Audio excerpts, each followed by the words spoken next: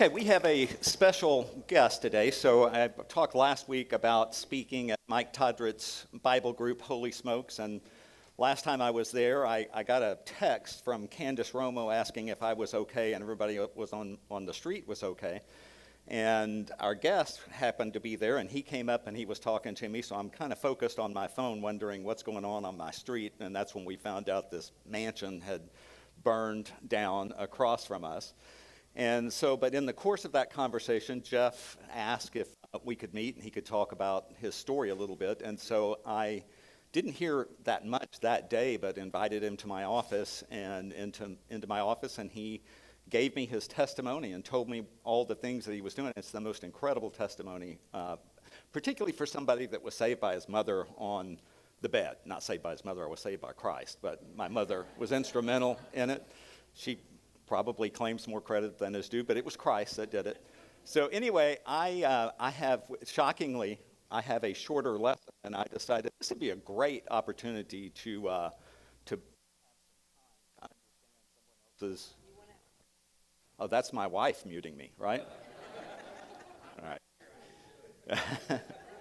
So with that, this is Jeff Barker, and let's kick off with the video, and then he'll tell more of his story.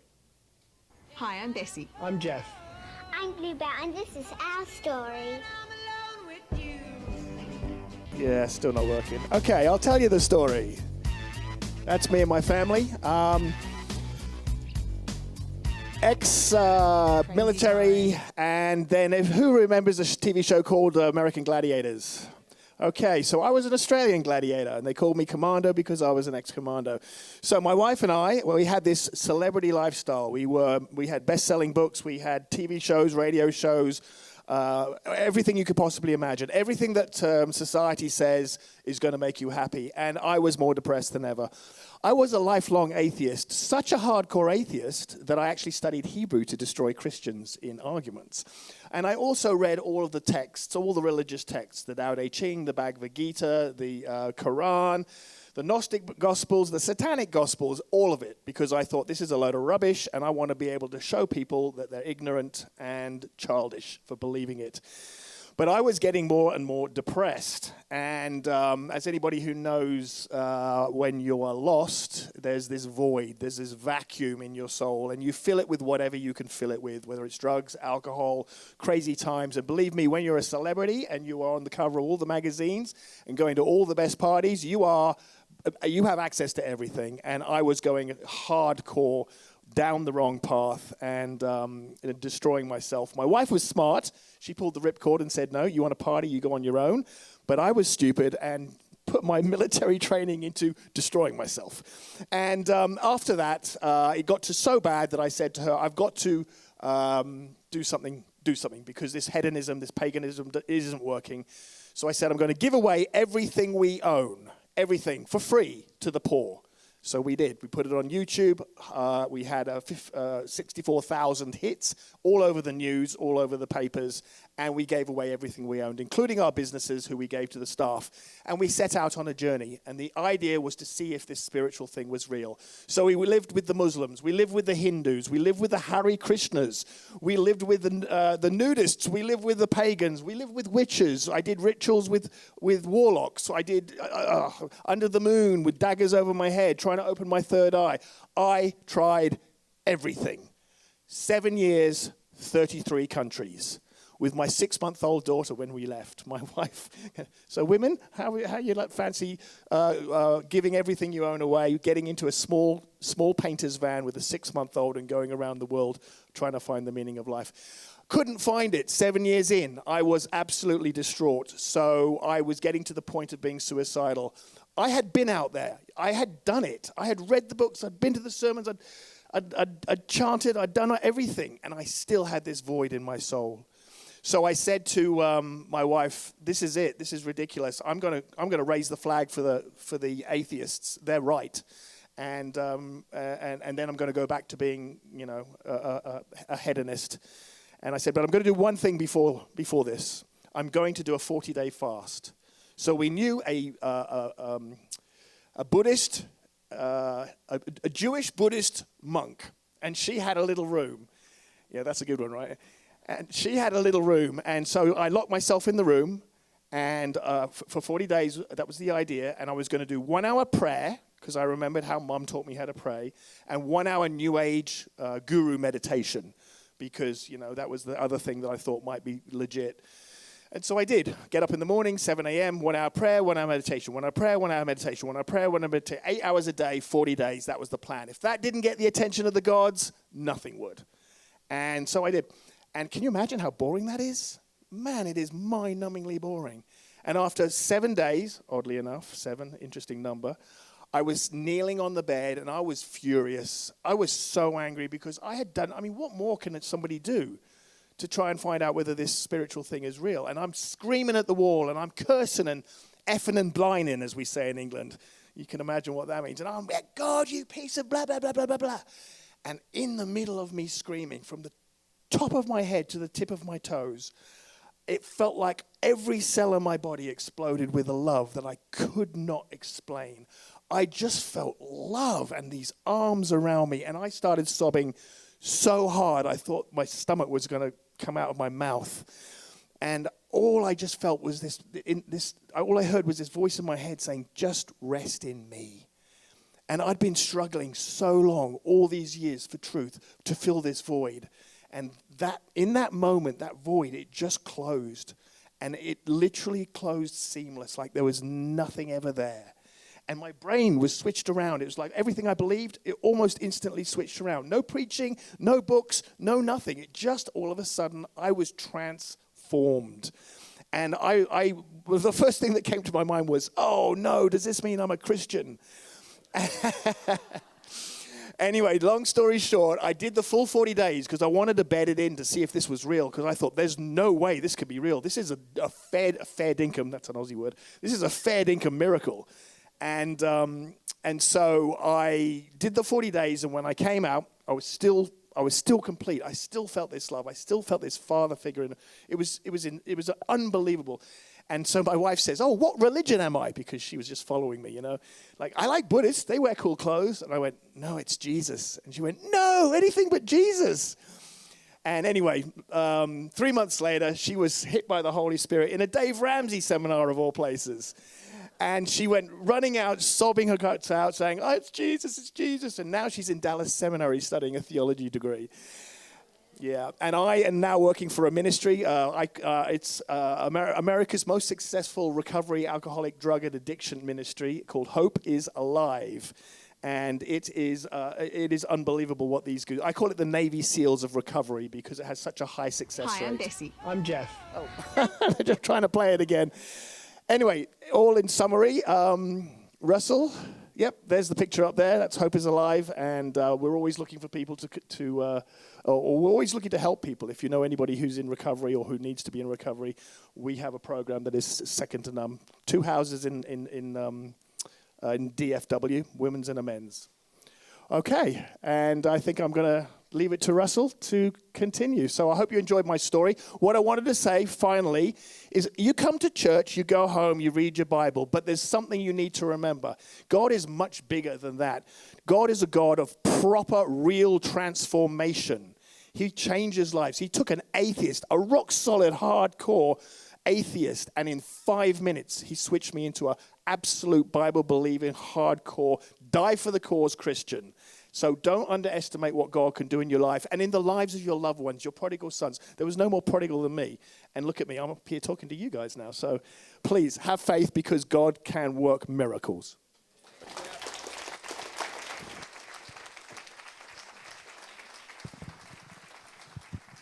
was awesome. So I'm on. So what's that? So it really is. I wish the video had worked. We will send out a link to his video. It is really incredible. It does show him as the Australian gladiator. It shows him with numerous actors and actresses and his, I think, 7 best-selling books. And it's just the life that they had. There are clips on Australian TV of them being interviewed talking about giving away everything that they own. And so I'm thankful for Mike for having Holy Smokes that draws people like that. And by the way, I'll be there this coming Friday, God willing, and I get back from overseas, or from Utah, which is overseas. And so, anyway, and we do need to be in prayer, not only for his mission, but he is charismatic, and I'm hoping that we can get him all the way saved here today. So there won't be any speaking in tongues, and if I do, I need you to interpret it. All right. We're in the book of 1 Samuel, and we are in the second half of chapter 14. But just by way of introduction, if we can go to slide 7. So Israel has been facing overwhelming odds with the Philistines, and they're afraid. Several chapters ago, as Saul was fighting the Ammonites, he had put together an army from Israel of 300,000 men, and then he decided to establish a standing army. It was 3,000 people, but as the Philistines began to attack and come into the area of Benjamin, they only have 2 swords, and it's Saul and Jonathan. And there are people that are fugitives that are leaving. His standing army of 3,000 goes to 600. And then Jonathan takes the lead, and Jonathan is at a camp, and he is with his armor bearer, and he says, you know what? We can defeat the enemy with many or with few. He takes his armor bearer, he goes across a pass, and he begins to attack a garrison of the Philistines. Saul is sitting under a pomegranate tree, acting like a king, and he has a watchman. And a watchman is beginning to look out, and he sees the Philistines running all about, beginning to attack themselves, and he says, okay, now it's time to go. And they begin to fight with rocks and clubs and sticks and stones, and they begin to defeat the Philistines and build this confidence. He's asked to go to Gilgal and wait earlier than this, and wait on Samuel. And you'll remember from chapter 13 that he refused to wait. He decided that he was going to stand in and he was going to offer the sacrifice, the burnt offering. And he refused to see what our founding fathers saw, which is separation of church and state. So I want to go to the map on slide 8 and show you just by reference of where we are. You'll recall that the Philistines are typically in the 5 city-states, which are in the green area. Saul's tribe is Benjamin. He spends most of his time there, and this great war that takes place as Jonathan, on the right, heads due east, crosses this pass. It was a pass that the British general used in his fight in World War I against the Ottoman Turks, and he basically creates this overwhelming success, this overwhelming defeat. And I want to read just the last few verses of last week, just so we know exactly what's going on. This is 1 Samuel 14:20 through 23. Then Saul and all the people who were with him rallied, and they went into battle. And behold, every Philistine's sword was against his fellow, and there was very great confusion. Now the Hebrews who had been with the Philistines before that time, and who had gone up with them, came into the camp, even they also who had turned to be with the Israelites, who were there with Saul and Jonathan. Likewise, when all the men of Israel who had hidden themselves in the hill country of Ephraim, in the rocks and crags and tombs, they come out, and they heard the Philistines were fleeing, and they also followed hard, and after them into the battle. So the Lord saved Israel that day. We have this dichotomy that's going on in this story, that Saul thinks he's the one that's winning these battles. And the last chapters say, no, it's God. It's God who wins these battles. And all the way through this story, we're going to see that there are enormous positive attributes that Saul has as a leader, that God gifted him with and put him in place. Amazing gifts. But he has this ego and this impulsiveness and this rashness and this desire for himself that begin to drive him crazy. And this is all the beginning of the end.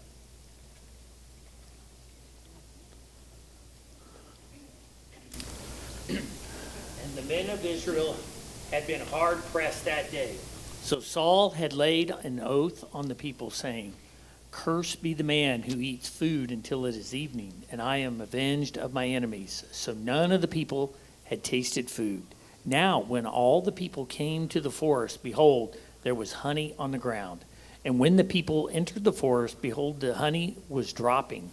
But no one put his hand to his mouth, for the people feared the oath. But Jonathan had not heard his father charge the people with the oath. So he put out the tip of the staff that was in his hand and dipped it in the honeycomb and put his hand to his mouth, and his eyes became bright. Then one of the people said, "Your father strictly charged the people with an oath, saying, 'Cursed be the man who eats food this day.' And the people were faint. Then Jonathan said, 'My father has troubled the land. See how my eyes have become bright because I taste a little of this honey? How much better if the people had eaten freely today of the spoil of their enemies that they found. For now the defeat among the Philistines has not been great.' They struck down the Philistines that day from Michmash to Ajalon, and the people were very faint. The people pounced on the spoil and took sheep and oxen and calves and slaughtered them on the ground, and the people ate them with the blood. Then they told Saul, 'Behold, the people are sinning against the Lord by eating with the blood.' And he said, 'You have dealt treacherously. Roll a great stone to me here.' And Saul said, 'Disperse yourselves among the people and say to them, let every man bring his ox or his sheep and slaughter them here and eat, and do not sin against the Lord by eating with the blood.' So every one of the people brought his ox with him that night, and they slaughtered them there. And Saul built an altar to the Lord. It was the first altar that he built to the Lord." Okay, I didn't notice when I checked, and I didn't check it in the early hour, so that's a different version. I am assuming that's NIV. I'm not for sure, but we're studying ESV, and so if you have a proper Bible on your phone, you can look up 1 Samuel 14 ESV, and so that's what we'll be reading from. By the way, NIV is a great, great version. ESV is better, which is why I use it. So that is ESV. So am I teaching from NIV? Okay. "And the men of Israel had been hard pressed that day from fighting with sticks and stones and goads. And so Saul laid an oath on the people." Am I reading it? Yep. "And so he laid an oath on the people, saying, 'Cursed be the man who eats food until it's evening.' And what? I am avenged of my enemy. Cursed be them until I." And so he begins, he is making this rash oath. It's not a rash oath on behalf of a God. It's a rash oath that's going to make his people faint and going to make his people end up sinning, and it's all about him avenging his enemies. And so it's this curse is just like Jephthah did in the book of Judges. Then the Spirit of the Lord was on Jephthah, and he passed through Gilead and Manasseh and passed to Mizpah and Gilead. From Mizpah to Gilead he passed to the Ammonites. And Jephthah made a vow to the Lord and said, "If you'll give me the Ammonites into my hand, then whatever comes out from the doors of my house to meet me, I will return in peace." And what was as a burnt offering? And what was the first thing that came out? His daughter. It was a rash, stupid vow that he takes. This issue, he has psychological issues that we're going to see play out that are going to result in his downfall. He's going to end up trying to pin David to a wall with a spear. He's going to try to kill Jonathan with a spear. This impulsiveness, this rashness, this egotism is going to be his downfall. Go to slide 10. So research findings in psychological study, I said this in the first hour, but I took 2 courses of psychology, which makes me equipped to teach you about psychology in here. Narcissistic self-focus produces status-seeking, self-promotion, and rivalry. When a leader begins to operate narcissistically, what's going to end up happening is he's not going to create union with his team. He's going to create rivalry among his people. Number 2, unhealthy self-focus is closely tied to interpersonal dysfunction. As a leader, when he is narcissistic, his team and his warriors are going to be dysfunctional. Number 3, rumination, a form of self-repeated, self-focused thinking, intensifies distress under stress. So he will no longer, as we get into the story, operate coolly, but he will operate as if he's under distress. So that is what he is. That's the road that we see ahead for Saul. He's impulsive, he's prideful, he's self-centered, and he has poor judgment. Now, slide 11 are characteristics of great leaders. Now, let me just say, Jeff chose the great leaders. I wouldn't put all of these people on the picture as AI, I guess, chose the great leaders. So, like Ross Perot should be up there, right? So, the first, and this is not from any particular list. This is from basically, I call myself a student of leadership. And I spent 38 years learning from really great leaders and trying to see the attributes and the characteristics of what makes them great. And this is a pretty holistic list of what I believe makes great leaders. And number 1 is humility. I've learned that every year that what I need to do is document for myself what was the biggest mistake. What are my biggest mistakes this year? And it's not to keep me humble, but it does keep you humble because you begin to say, oh, I'm not that great. I messed this up. And I've talked to you about our people being hit by drones in May. And I had all of the signals. I had all of the intelligence, and I did not get our people out in time. Thank God nobody was injured. That's a huge mistake in my career. And you need to look at your mistakes to keep humility. Number 2, vision. You don't have to be a visionary, but you have to know where you're going. You have to get a vision from someone, but you have to be able to articulate, where is this group going? Where is this group headed? We in here, our vision is primarily a love for God's word. It is a love for service, and it is a love for fellowship. And you have to be able to articulate a vision for every group. Integrity. The biggest thing about integrity is, first of all, it's a noble thing that we have to do for God, but the most important thing from a leadership perspective is that when you have a leader that has integrity, you're willing to follow them because you trust them. Integrity endures trust, and you need to be able to trust a great leader. Number 4, you have to have courage. There are going to be times you have to make a decision that's hard. And if you don't make that decision at the right time, your organization will be feckless and wandering without direction.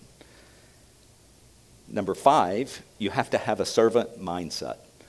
So one of Ross Perot's great quotes was, feed the troops first. Feed the troops first. They're the ones. You need to serve them. We need to realize that you lead from the front. You're a point man, but you serve them. And that's one of your key responsibilities. You have to have empathy. When you're in your organization, you'll have people that are sick or their kids are sick. And if you don't have empathy for them, they're not going to love you and be willing to go into battle for you. You have to have decisiveness. There's times you've got to decide something quick, and it may be wrong, but you've got to be willing to make it. And 8, one of the most important things is accountability. You need to own whatever you decide. You better own it. You better say, this was mine, and you never turn the finger back on, you screwed this up. No, I screwed this up. I let us get here. Number 9, wisdom. And I've said this, you don't have to be wise. It helps to be wise. But if you don't have wisdom, find somebody that does. Like Carolyn, I've talked, she's got excellent discernment, and through all of the really hard things I've had in my career, she has been a great source of wisdom. And so, not enough to keep me out of trouble, but a great source of discernment. Find somebody that's wise if you don't have it. And number 10, develops others.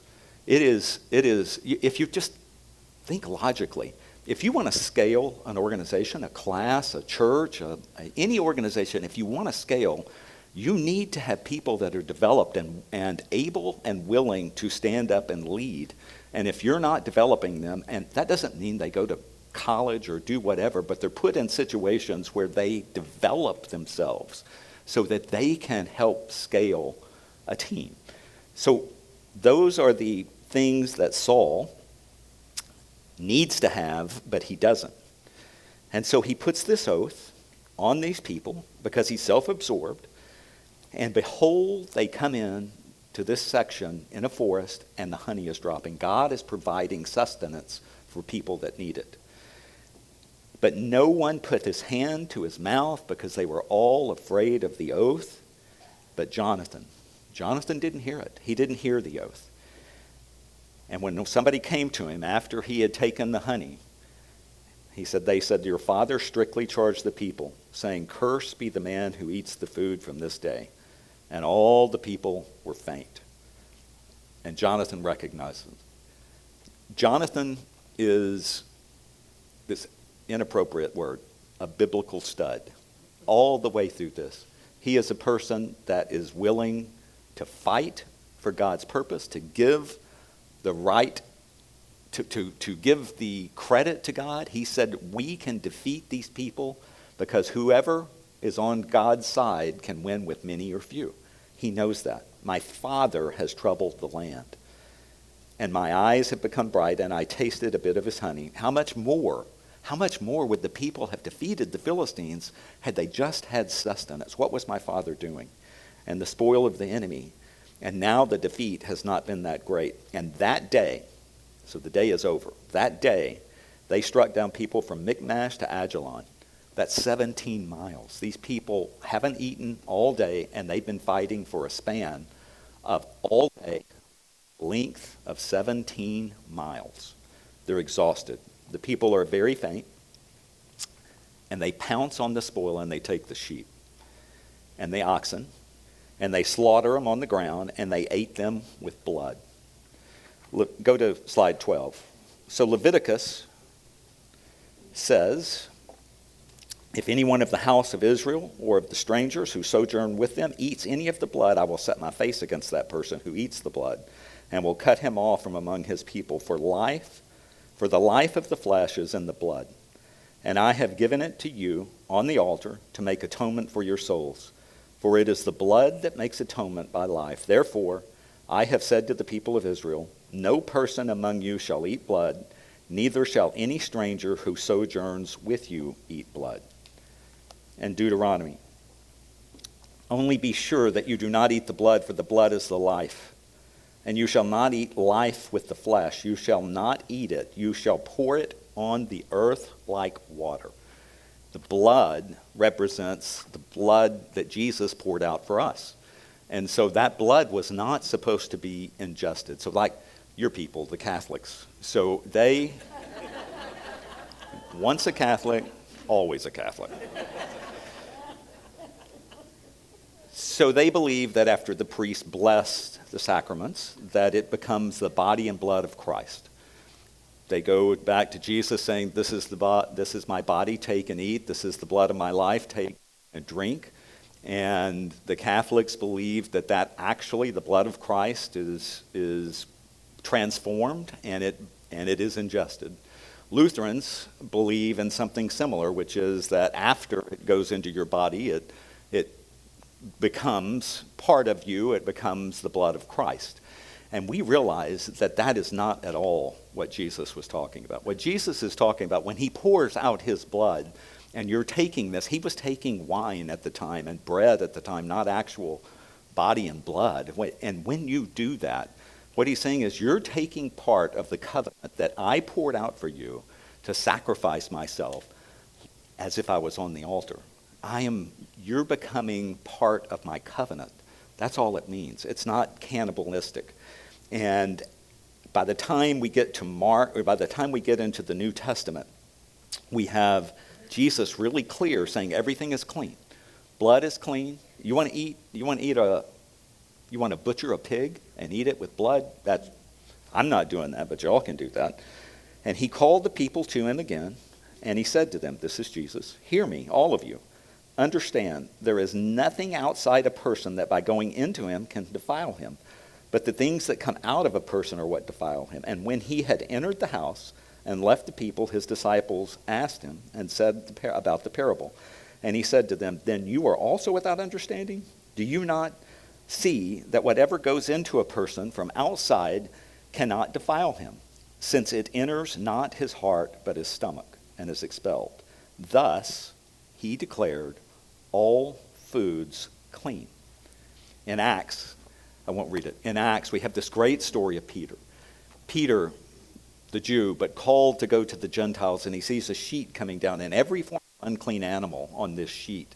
And this voice comes to him and says, Peter, take, eat. And he says, I've never eaten anything unclean in my life. Take, eat. I've never eaten anything, Lord, unclean in my life. And then he realized that everything after the death of Christ, that everything is clean for us, that the blood of Christ had been poured out, and that it was in essence the atonement for us. And so all things are clean. But behold, at this time, these people are sinning against the Lord by eating the blood. And they've dealt treacherously. Now he said, roll a great stone. So you begin to see, he realizes that the people have sinned against God. He doesn't realize that he's against God. He's not made that point at all. They've sinned against God. And he said, do not sin against the Lord by eating the blood. So every one of the people brought an ox to him that night, and they slaughtered them there. And Saul built an altar to the Lord. Now go to slide 13. This is just fun for y'all. This is great. Graphic. What does that say? Yeah, wonderful. So this is the way Jews today, this is how they butcher meat. A kosher slaughter is a skita. And the animal's throat is cut by an individual, and that individual is called a shoket. And then that shoket, that's when you go, ah! I don't know how they do it, but they mix that in as one of their vowels, shoket. And so with an extremely sharp, smooth knife, and they do it in one uninterrupted motion, and the animal is hung and bled out until it leaves the body, and then it's soaked in water for 30 minutes. And then the meat is salted, and then the meat rests on perforated or slanted racks, and then it's rinsed multiple times just to get that blood out, because it is life. And they don't realize that the blood has been poured out. This is what they do today. They don't realize that the blood has been poured out if they just will accept it. So slide 14. In terms of our practical takeaways, number one, our zeal should never outweigh God's wisdom. Just willing to go in willy-nilly, full speed, we need to avoid rash choices. Number two, we need to be conscious of self-focus. We need to be very aware. We need to, at the end of every year, write down your mistakes you've made. It'll keep you more humble, I promise. And lastly, always be ready to repent and obey. You ready, Miss Catholic? My people are Catholic. Not anymore. Then Saul said, let us go down after the Philistines by night and plunder them until the morning light. Let us not leave a man of them. And they said, do whatever seems good to you. But the priest said, let us draw near to God here. And Saul inquired of God, shall I go down after the Philistines? Will you give them into the hand of Israel? But he did not answer him that day. And Saul said, come here, all you leaders of the people, and know and see how this sin has arisen today. For as the Lord lives, who saves Israel, though it be on Jonathan my son, he shall surely die. But there was not a man among all the people who answered him. And then he said to all of Israel, you shall be on one side, and I and Jonathan my son will be on the other side. And the people said to Saul, do what seems good to you. Therefore Saul said, O Lord God of Israel, why have you not answered your servant this day? If this guilt is in me or in Jonathan my son, O Lord God of Israel, give Urim. But if this guilt is on your people Israel, give Thummim. And Jonathan and Saul were taken, but the people escaped. And then Saul said, cast a lot between me and my son Jonathan. And Jonathan was taken. And then Saul said to Jonathan, tell me what you have done. And Jonathan told him, I tasted a little honey with the tip of the staff that was in my hand. Here I am, I will die. And Saul said, God, do so to me, and more also. You shall surely die, Jonathan. And then the people said to Saul, shall Jonathan die, who has worked this great salvation in Israel? Far from it. As the Lord lives, there shall not be one hair of his head falling to the ground, for he has worked with God this day. So the people ransomed Jonathan so that he did not die. And then Saul went up from pursuing the Philistines, and the Philistines went to their own place. All right, did Jonathan sin? No, because he didn't know.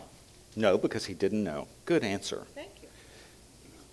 You learned that after you became Baptist. That's right. That is true. That is true. Okay. First thing Saul does. By the way, when you're charismatic and you join, you're going to be getting it. Same every. So. All right. So then Saul said, let's go down to the Philistines and plunder them and wipe them out. And I'll talk next week about holy war versus just war. I've talked a little bit about that before, but the Philistines were not in the holy war camp. The holy war camp would be the Amalekites, however you want to pronounce it, where they had a curse from God and they were supposed to be totally wiped out. Every animal, the king, and Saul doesn't do it later in the story. But the Philistines are just supposed to be defeated. God wanted them to be defeated, and so he is going to go fight. He's got bravery. He stands up. But you know what he doesn't do? He doesn't go to God. He didn't get on his knees and say, are you leading me? Are you in this with me?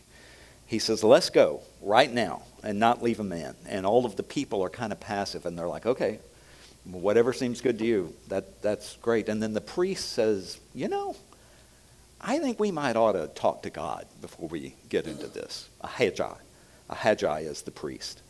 And so Saul inquires of God, and he's probably using, and there's a reference in this to the Urim and Thummim, and we've talked about that before. There were two objects, two stones, whatever, that were in the breastplate of the high priest. And the Mishnah is that one of them was called lights, the Urim, and the Thummim was called perfections. And so somehow, and the Mishnah says that the Urim would light up certain stones in the breastplate so that they could infer what was going on, and the other stone, called perfections, would give them clarity about the messages, that it was the perfect message of Christ. As we get on down into theologians that have gone and looked at when these things are being used, it seems more like it's being used as a yes-no. That, for instance, they would bring all the tribes through, and it would be no, no, no. You would get to the tribe of Benjamin, and then Thummim would say, yes, the tribe of Benjamin is selected. And then they would go by clan. Every clan would go through, no, no, no. We come to the tribe of the clan of Kish, and Kish is selected. And then Kish is selected, and they start to go through his sons, and boom, no, no, no, yes for Saul. Where's Saul? Saul's hiding in the baggage. So somehow this is being used, and Saul is going to use it to discern sin, what he believes is sin. He's not talking, he just witnessed all these people eating the blood. All these people are sinning. He's not talking about that sin. What is the sin that offended him? Somebody eating honey. Somebody eating honey off the ground is what offends him. And so he's got, okay, I'm going to smoke you all out. So let's do this. I want all you people, because me and Jonathan, we're innocent. So we're going to be on this side. We're going to break out the Urim and Thummim, all you people, and then boom. He's like, oh no, it's us. And he knows he hasn't done anything to violate his own oath. And Jonathan, why didn't Jonathan just say, okay, look, I did it. But no, I guess Jonathan's like, okay, is this really going to happen? The Urim and the Thummim come out, and it's Jonathan. Jonathan did not sin. He didn't know. And Saul is going to kill him because his egotism, he can't stand that somebody violated his oath when it was not a sin at all. And he's going to kill his son. And he's going to want to kill his son again when he tries to kill him with a spear. And he's going to want to kill David because he is going down on a crazy train. And so I don't know that that's biblical, but certainly right. It's okay. So, come here, all you people. Come on. Let's see who sinned today. And so, Jonathan's taken. What have you done? He said, I ate, and here I am, I will die. What great submission. Even though he knows he didn't sin, he didn't have sin on his heart, but he knows who the king is, and he is willing to submit to the king to the point of death. That is followership. There's many times in my career I was totally convinced that someone I worked for, not Rossborough, and not his son, were doing something crazy.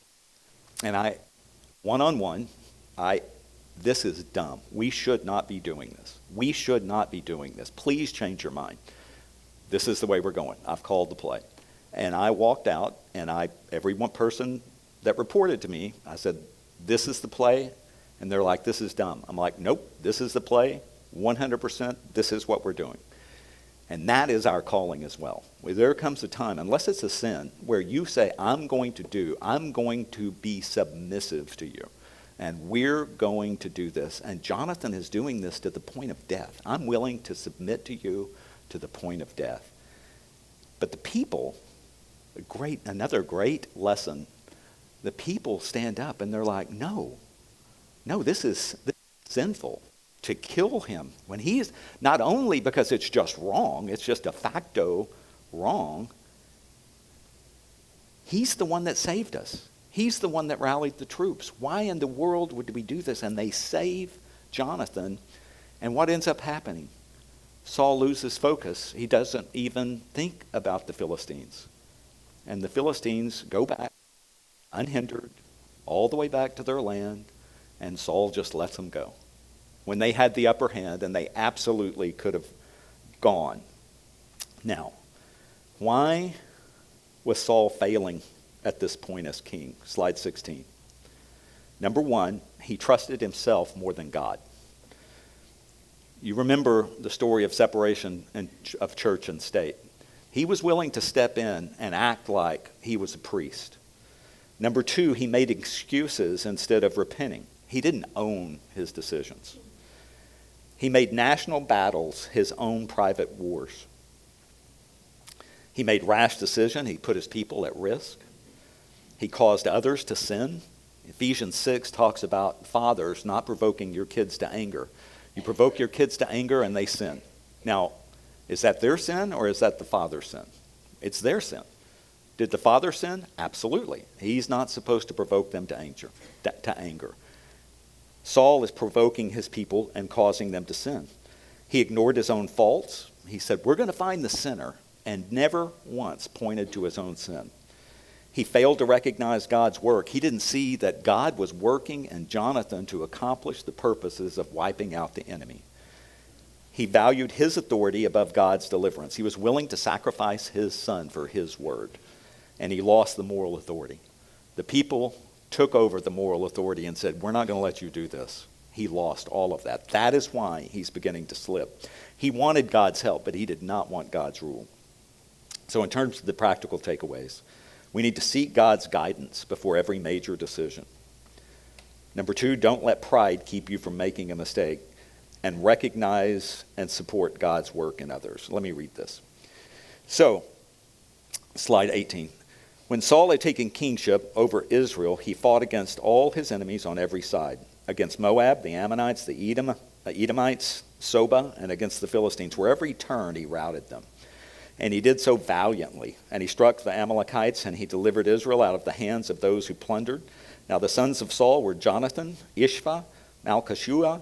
The names of the two daughters were Merab and Michal. The name of Saul's wife was Ahinoam, and the daughter Ahimaaz. And the name of the commander of the army was Abner, the son of Ner, the Saul's uncle, and Kish, the father of Saul, and Ner, the father of Abner, the son of Abiel. There was hard fighting against the Philistines all the days of Saul, and when Saul saw any strong man or any valiant man, he attached himself to him. Go to the map. So you'll see these circles around, every single country every single tribe or enemy that battled Saul that is listed in this scripture is circled here. You see, they're all around. They are north, they're west, they're east, and they're south. They are all over. And Saul goes up against them valiantly. And I've talked before, almost all of these nations come as a result of God's people sinning. The Ammonites are the second daughter of Lot, who gets their father drunk. The Moabites is the first daughter that gets her father drunk and has incestuous sex. The Amalekites are also descendants of Esau. Esau was basically a birthright was stolen from him with Jacob. And the angel said, there are two nations in your womb, and the older will serve the younger, and the two will fight against each other. And we see that all the way to the Herod the Great, who was an Edomite. And so he fights all of these people. Now, in slide 20, the question is, how do you reconcile this? You see all these huge problems with Saul, but you see him valiantly defeat enemies. It is such a great testimony to the scripture that we have. It lays out a perfect portrayal of the positives of Saul, his strengths, and the negatives that were going to bring him down. And it's our Bible. It's the fact that the first witness of Jesus were women who could not testify. No one would have picked them as their testimony in the Bible. This is excellent, showing that he's brave, he was courageous, he was instrumental, but he was impatient, impulsive, and rash. Slide 21. We need to faithfully fulfill the responsibilities that we have, whether we're sinful or not. There's going to be enemy nations around you at some point in your life, and you have to attack. You have to attack your enemies and defeat them, and we have to do it valiantly. And I don't know what those enemies are. It's different for every one of us. Number two, you have to surround yourself with godly people. Saul picked people that were strong and valiant. And the three questions for us. Slide 22, am I trusting God's wisdom, or am I forcing my own agenda? Number two, am I too quick to see the sin in others and not see it in myself? And number three, what is going to be my legacy as a Christian? And I didn't put this one, but am I more worried about people eating honey off the ground or conquering the enemy? Because he was majoring in the minors when he's focused on honey and was not focused on his enemy. And we all fall subject to that. All right. I've got 2 minutes, so how about let's cover the next chapter. You mean no? All right.